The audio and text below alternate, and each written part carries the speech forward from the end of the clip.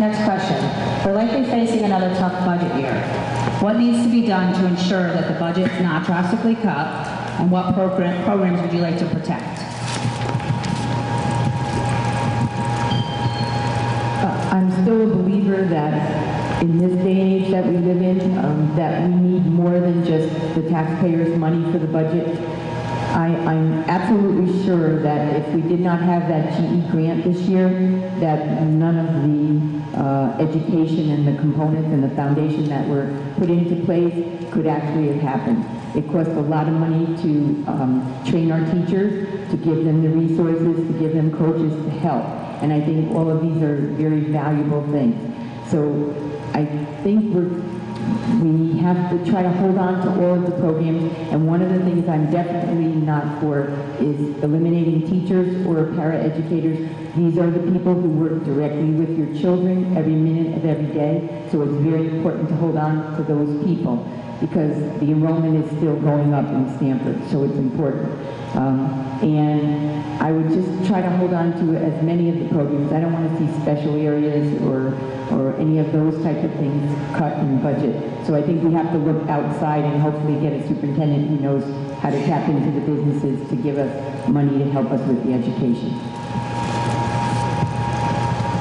The Board of Education has to do its due diligence once we receive the budget from the interim superintendent, which means that as a fiscal committee and as a board as a whole, we need to look at all of the areas that the interim superintendent is recommending that we fund and is recommending that we reduce funding for. That's the role of the Board of Education members. We spend months looking at the budget. We as a board have to decide where we feel the appropriate areas are that should receive funding, but we also have to take our lead from the interim superintendent since we are not the educators. We should not be making educational decisions.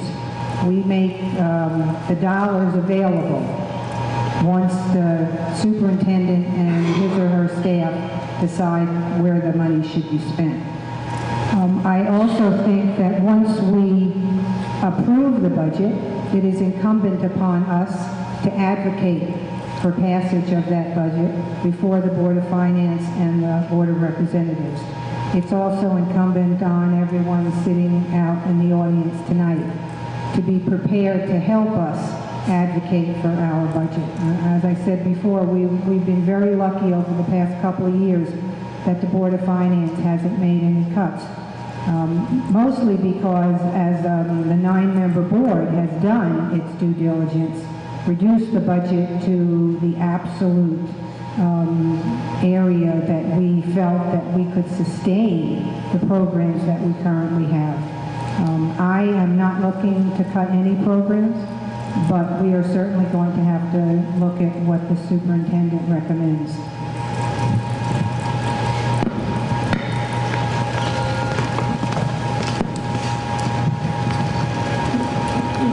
I don't want to sound like a broken record. I'm a management side employment attorney, and again, I work for boards of ed. The budget is always a major concern. And I mentioned this earlier, a very large urban school district had a $20 million gap in its budget. It couldn't fix it, so the state had to come in. I don't want that to happen here. It's what the figures that I'll tell you how it actually works, what goes on in the executive session of boards, because I'm counsel for the board. And they ask, how are we going to get this 20 million bucks, Mike? Where are we going to get it from? And you might hear someone say, well, why don't we get fluorescent light bulbs and save energy? Light bulbs, really? You know where you're going to get that money? You're going to get that money from increasing premium cost share, because that healthcare is expensive. And you're going to get that money from zeros, wage freezes, and it hurts. I know it hurts. Who wants to work and not get the raise? I don't. But that's a sacrifice that needs to be made. And I think we need to work closer with the Board of Finance, given that this isn't something that can't be seen coming years down the road. But again, it just showing from my experience, it's hard, it's difficult, but you know, a lot of sacrifices have to be made, and it often comes from budgets and salaries. The salary is the largest line item budget in our Board of Ed budget.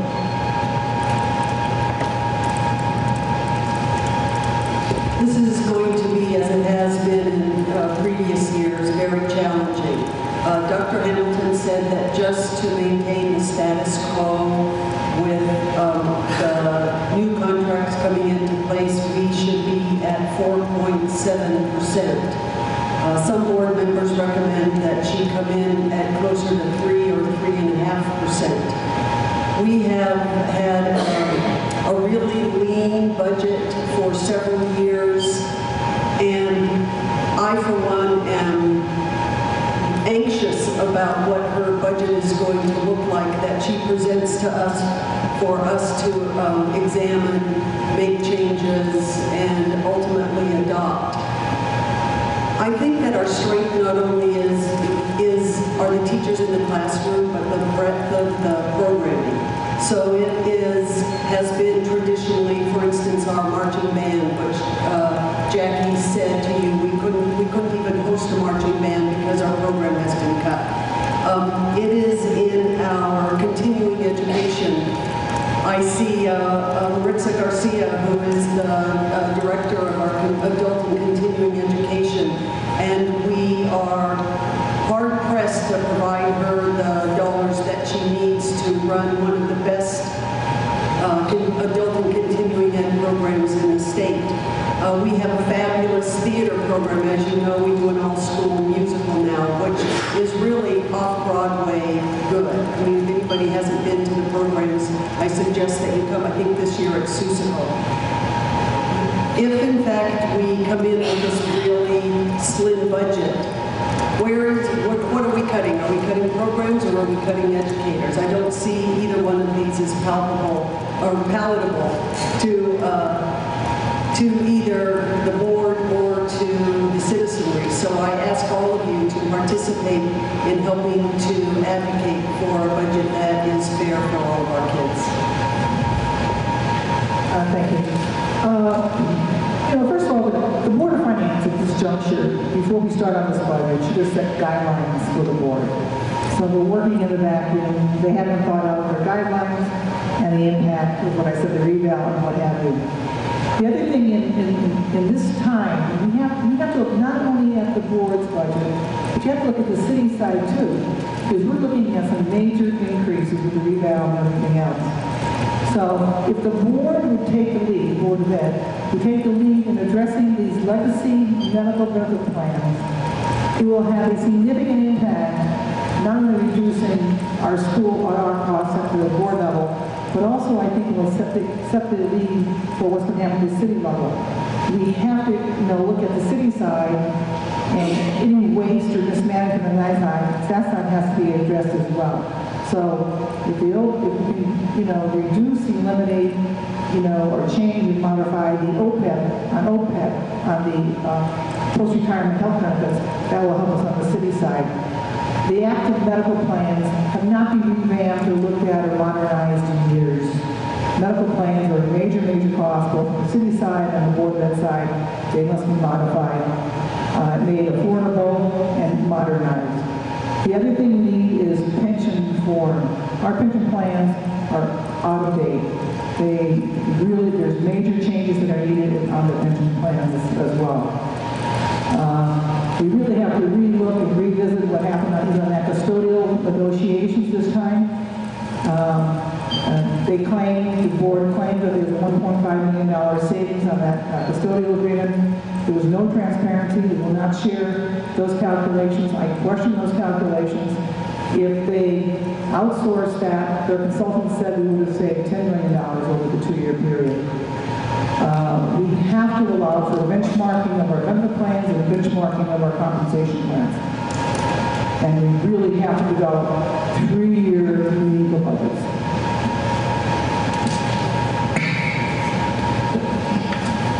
The budget is a painful and sort of sad process every winter in Stanford, where the conversation is always about how little of an increase can we get, or how to cut to the bone. And I think that we're going to throw that out. That's the wrong approach. The approach is, what do we need to educate our kids? What do we need for technology? What do we need to close the achievement gap? What do we need to get people so that from K through 12, we're providing our kids with the best education? It is the wrong approach to say, oh my God, it's going to be a bad budget year. Is it going to be 0.5%, 3%, 4%? That's not advocacy. It's the wrong side of the conversation. We are advocates for our kids. It is an incredible investment in the community and in our kids if we get the money we need to fund the schools. That doesn't mean give away the taxpayers' money, but that means let's set the goals and then figure out how much money we need, rather than saying incrementally, well, last year it was 1%, next year it's 2.4, last year we went down, backwards, sideways. The conversation has to be about the sales pitch, selling the investment in our children to the community, and not a battle between anti-tax people and spending people. It needs to be about investment. The second thing is the board needs to take an active role in challenging the state, the people up in Hartford that are taking the money every day, to give us back our fair share of ECS money. This is from the Connecticut Coalition for Justice and Education Funding, I believe, CJAF, which Stanford is a member of and Governor Malone is a founder of, back in the 08-09 school year. Plainfield, Connecticut. I don't even know where that is. $6,200 per kid from the state. Putnam, Connecticut, $6,400. Scotland, Connecticut, $5,200. Sterling, I said it before, $5,083. Stanford, $508 for each one of your kids. It's a crime.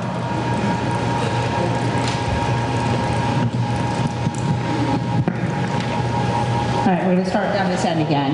Last year, the special ed budget took a cut out of a portion of its overall budget. What do you think about that cut, and what would you like to see regarding that budget? Additionally, how would you ensure that special ed parents have a voice in these budget cuts and decisions?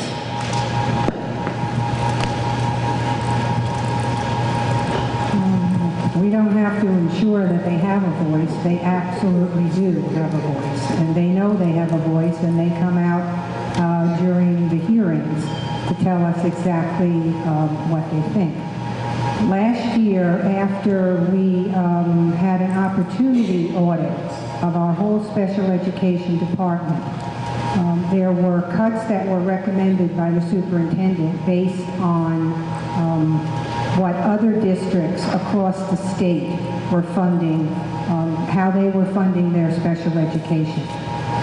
We, as a board, after listening to the public who came out at that hearing, added back some positions. But special education is the fastest growing part of our budget. 12% of our students are in special education of one sort or another. Either they have individual education plans or they need extra support, which requires various different modalities. Most of what happens in special education is mandated by an individual plan, and so there is very little wiggle room. What we are trying to do is to identify children before they become special education students, before they're labeled. We work with them at much younger ages with different programs. We have to start also looking at bringing back some of the students that we educate out of district, and the board is beginning to look at that. But as a special education parent, if any of you are, you know that the board has been as sympathetic as we can to the issues that special education parents and students have. And it's it's a fine line. It's very difficult. But we have to deal with the realities as they exist in the world to try to equitably distribute our resources across 15,500 students.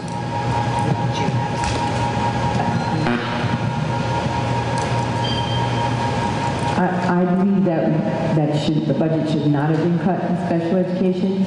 I think one of the things is that all of you are taxpayers, and so all of your children should be entitled to all of the same things, and not that certain children get certain privileges or extra things and others don't.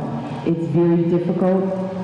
Special education has a lot of components to it, and it's not easy, and it costs a lot of money, but I think it's very important that all of the needs of all of the children are met. So we have to find a way to make sure that that budget is not cut.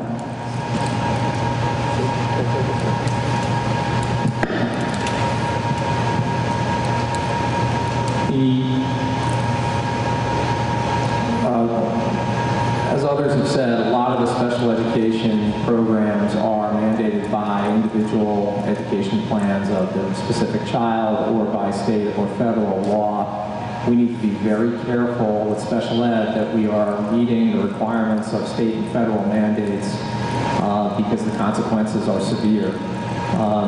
So we need to make sure we're funding consistently with state and federal mandates, and if that impacts other areas of the budget, it impacts other areas of the budget.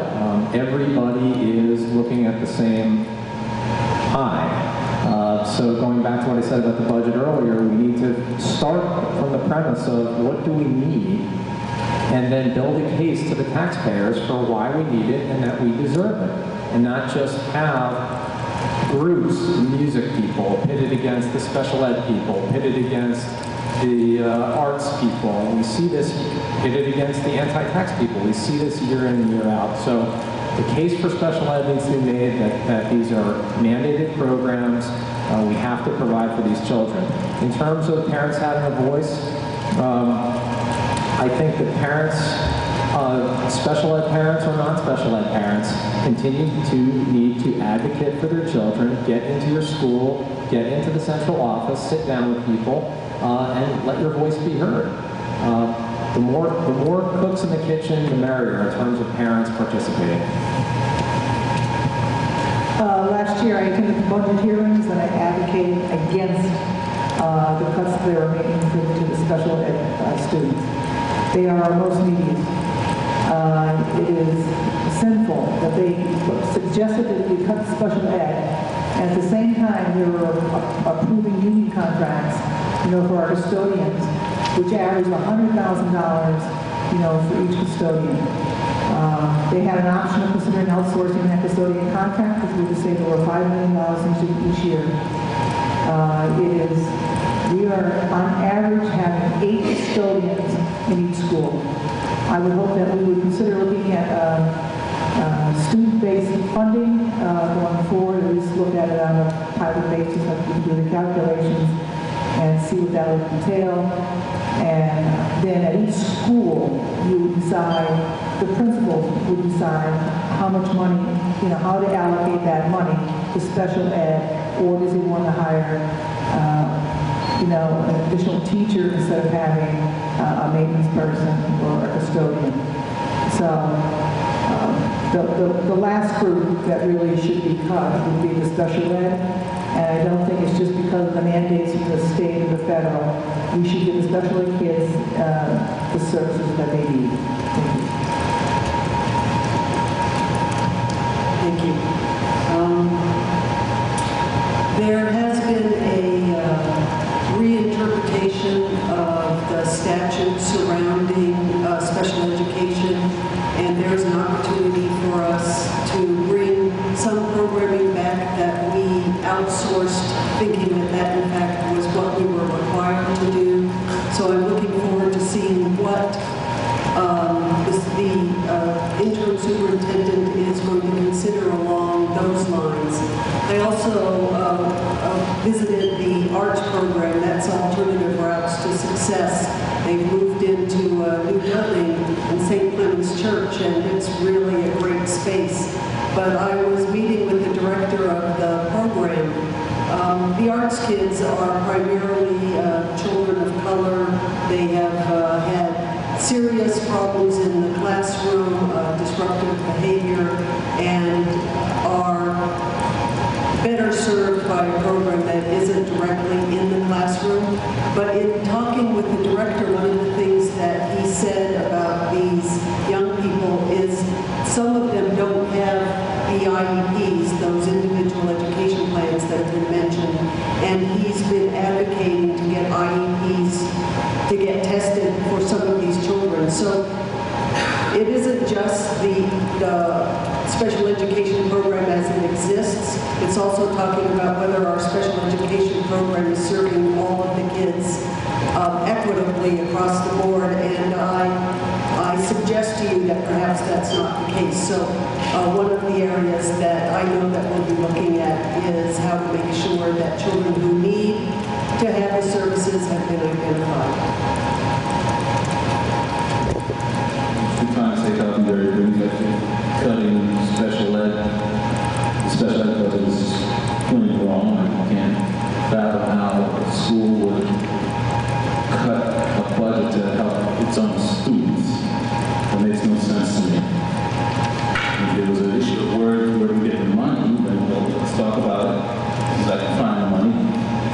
Central office is kind of heavy. You can eliminate a couple positions. You don't need the assistant to the assistant to the assistant. That person can go. And I know the teachers usually don't like this, but of course, I'm going to go to the unions. I'm going to ask them, listen, kids need education. You know what that means? I need your car. It means you're not going to get a 3% raise this year. If things get better, a couple of years, the economy's better, I'm going to get a 3.5% raise for 3 years. Right now, I'm asking for 3 years of zeros. And see, I'm the one guy who's going to tell you that. I'm not going to tell you that if we get these new neon light bulbs, we're going to save money. No, no, no, no.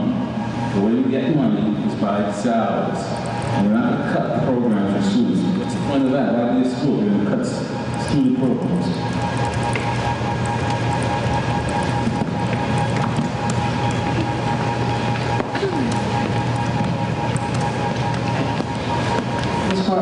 Ms. Porter, what is your position on the current middle school transformation initiative? I am for the heterogeneous grouping. Please hear me. It's what is happening. It has nothing to do with who put it in place. Okay, this is very important. The reason is when I had lots of questions when I first heard about what was happening. And being an educator, it was easy for me to have those questions. And as soon as I tapped into just a few teachers that I knew, that I respect, and I started asking my questions, they answered those questions just like this, quickly, and there was no frustration in their voices, and all of a sudden a little light bulb went off in my head. And what it told me is that we've changed the way we are teaching. We're not doing it the way we did years ago, where the teachers stood up and lectured and kids were taking notes. They're teaching the skills related to the core standards. And if you're doing that, there's a possibility that we can work all of this heterogeneous grouping out. There's going to be a little tweaking, and it's not going to be perfect, but it's a start, I think, in the right direction. I think we need to think about all the children, and it's very important that they all can reach their potential, and you can't do that when you put children in the bottom of that barrel every year, year after year after year, and their self-esteem goes, their motivation goes, and once that goes, they're never going to reach their full potential. So I think we have a foundation that is started in our schools, and if we don't continue that foundation, I see this school system spiraling backwards at a rapid rate.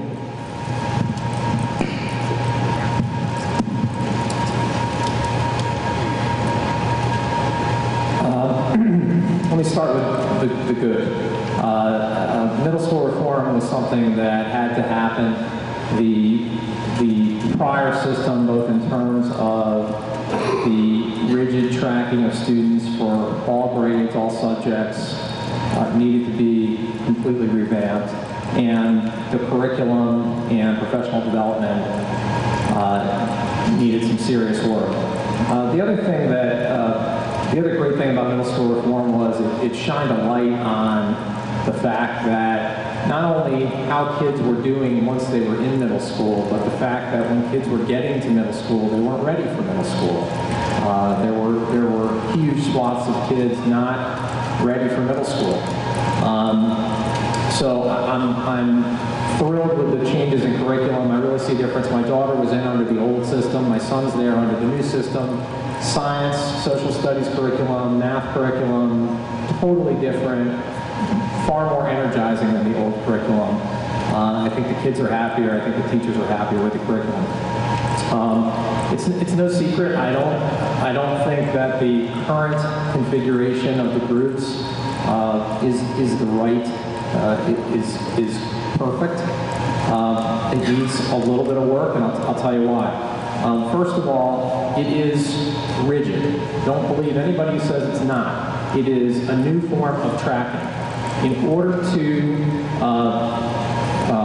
we have students in the honors level group who, for example, last year on the 7th grade math final district-wide, almost 19% of kids in the honors group got a D or an F on their final. But under this system, we can't move them down. In 8th grade, there is no math regrouping. You're stuck in whatever group you're in, so that's no good. And secondly, in the CP group, the spectrum of children is far too wide. It needs to be revisited and it needs to be flexible. Thank you. The prior rigid tracking system they had in place for the last 40 years was unconscionable. So they made some changes, good changes, in allowing for moving between the groups. But there's a number of groups that are in question. Should it be 2, should it be 3, should it be 4? Right now we have 2 groups basically, 3 in that. I believe that this depends on the school and the children in the school. The principals and the teachers should decide how many groups are appropriate for that school. We have a wide disparity among our children in terms of our reading grade level. That was not taken into account when the program was approved in 08.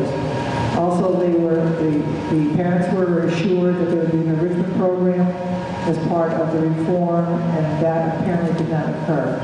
So I believe the reform should be revisited.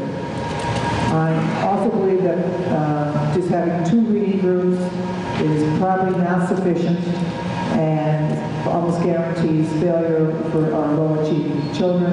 I believe we need significant intervention to improve reading. I'm looking for a major change in reading levels. And in reform, not looking to increase 4 or 5 points. We need a major, significant change in the reading levels of our students. And so I'd like to see extensive intervention and remedial services, even at the expense of social science and science. We must identify any weakness we have and really at the early stages and correct it. I think improving it, the stigma attached to being a lower group is outweighed by the benefits that can be achieved if we improve that reading. When they get to high school, they certainly will be identified as in need of remedial services at that time. So I think the earlier we do it, the better. As you know, I am a proponent of the middle school transformation. We have seen a reduction in the achievement gap. We have seen more kids scoring at higher grades, receiving better scores at the high level, and a reduction in the number of children at basic and below basic. I'd just like to say that in grade 6, there was an increase of 17 percentage points between 2007 and 2011, a stunning achievement. And there is much more work to be done. We need more professional development. We need more time classroom. We need more time supporting the programs that provide support for the kids who are struggling. We need to concentrate on enrichment opportunities for those kids that are ready to fly. But the basic structure of middle school transformation has proven itself to be a success. And if we are nothing but data-driven, if we are looking at the data as a way to prove or disprove the direction we're going, the data is very positive. I also want to thank GE, because if it weren't for the original, it's altogether just shy of $26 million, but their initial investment for the math and sciences and then their subsequent investment for literacy is one of the reasons that we have seen these tremendous gains. And for that, I am really grateful. I also want to say that beginning in 2014, for that school year, 2014-2015, we will be moving from, we are moving now because we know what those Common Core standards are, but there's a Common Core curriculum that is going to be introduced to every school in the state of Connecticut, as well as 40-some other states in the district. So the idea of having schools be in charge of their curriculum is that day has come and gone, never to be seen again. When the topic of ability grouping comes up, I always, at least in our school system, it always seems that there's an elephant in the room that no one wants to talk about. And I've read about it, and sometimes we talk about it. But it's this idea that the black kids are going to be at the bottom. And I can't stand that idea.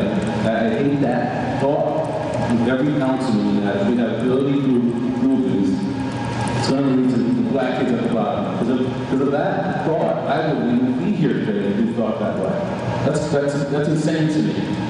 And then some might show some graphs and say, hey, you might look at the graphs, the black kids are at the bottom. Well, that's not because of ability grouping.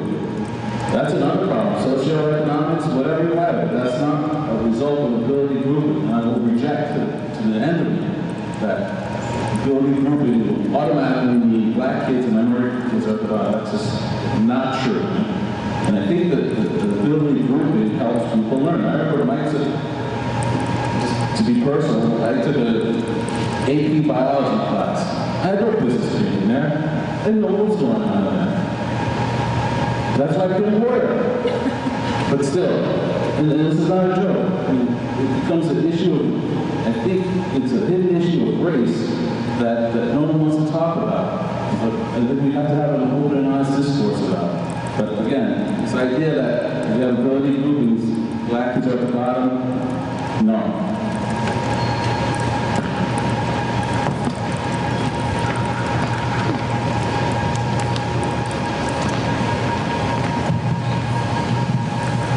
I suppose that we can deny what has been happening in Stamford historically over the last 40 years. It doesn't help the conversation.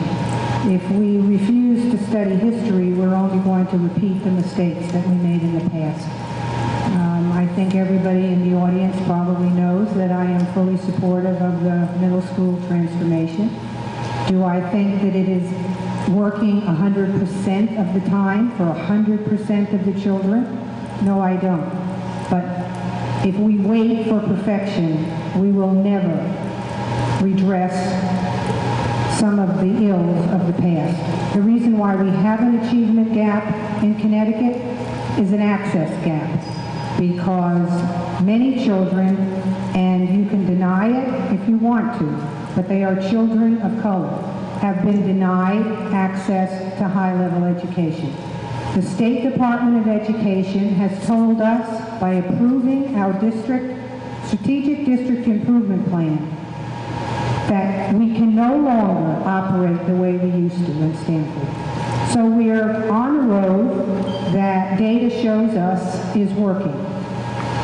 What we have to do is make sure that it works for all children.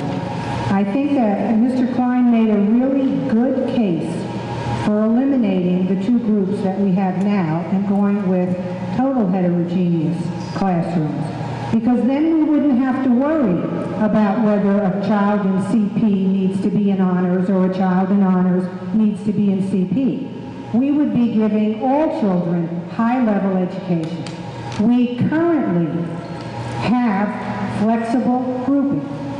What we don't do is give flexible grouping as a pullout. Flexible grouping happens in the classroom after a short period of time when the teacher delivers the lesson and then the children break up into different groups. I've been into almost every school in the district in the last month.